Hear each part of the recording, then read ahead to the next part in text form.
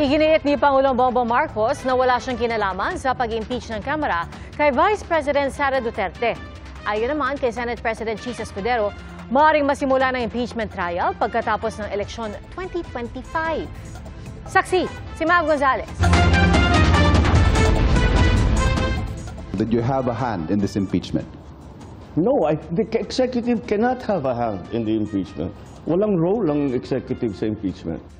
Nanindigan si Pangulong Bongbong Marcos na wala siyang kinalaman sa pag-impeach ng Kamara kay Vice President Sara Duterte. But the conventional thinking, Mr. President, is that nothing comes to pass in the House without the President or without Malacanang's blessing. Well, you give me too much credit. But again, what the House has done is clearly the mandate that they have been, the constitutional mandate that they have to proceed with the impeachment complaints. Hindi itinanggi ng Pangulo na napag-usapan nila ng mga kongresista ang tungkol sa impeachment. Nakumbinsi naman daw niya ang mga kaalyado na huwag mag-file ng reklamo. Pero hindi naman daw niya kayang diktahan na huwag i-endorso ang isang impeachment complaint kapag na-file na. Ang kanya nga mismong anak, unang nakapirma sa listahan ng nag-endorso sa impeachment. Humingi raw si Congressman Sandro ng payo sa kanya. Do your duty. You have to support the process. You are constitutionally mandated to carry out that process. And you are a congressman, so do your duty. That's what I told him. I didn't know you'd be the first to sign.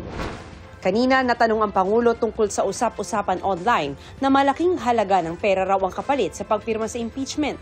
A little bit over 2/3, hindi mo makukuha sa ganong klaseng sistema. Don't think that way of operating would have worked. Sa ngayon, nasa Senado na ang bola. Ang sabi ni Senate President Chis Escudero, hindi nila maaaring simulan ang impeachment trial ni Vice President Sara Duterte habang naka-break ang sesyon ng Kongreso. Kailangan daw makonvene muna ang impeachment court at maaari lang itong magawa kapag nakasesyon sila. Kung may mangyayari mang aksyon o kaganapan kaugnay nito, yan ay mangyayari sa June 2, pag-resume ng Senado. Matapos ang eleksyon, hindi namin ito mamadaliin. Disyembre pa na ihain sa Kamara ang mga naunang impeachment complaint laban sa bise. Pero kahapon, na huling araw ng kanilang sesyon lang ipinadala sa Senado ang articles of impeachment. Kung nagpa-banjing sila gawin ito, siguro wala naman silang basihan ngayon na madaliin kami. Hindi naman siguro makatarungan o tama na pagkatapos nilang upuan ito ng ilang buwan.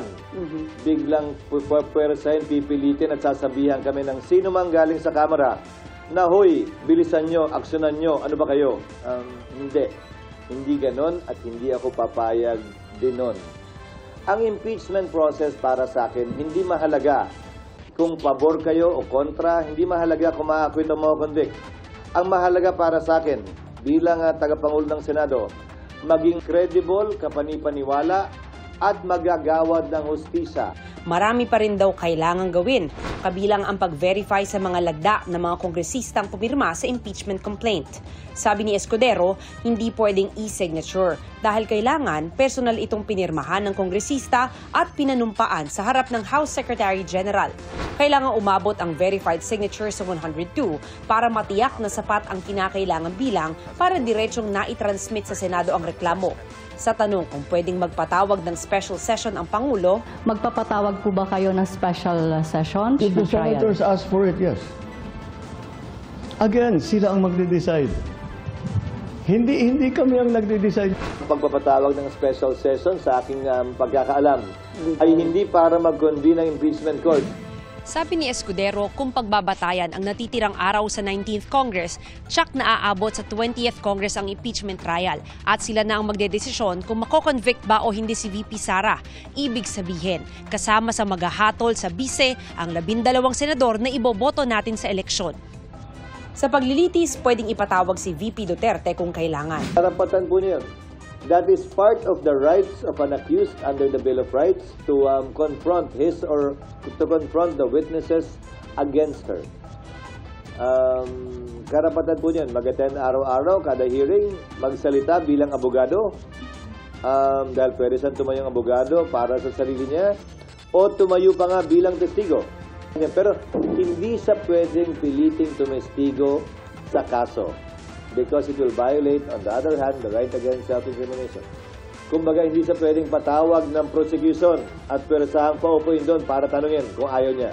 Sakaling ipatawag daw si Duterte at hindi siya pumunta, may kapangyarihan daw ang Senado na mag-issue ng subpoena. Para sa GMA Integrated News, Mav Gonzalez ang inyong saksi.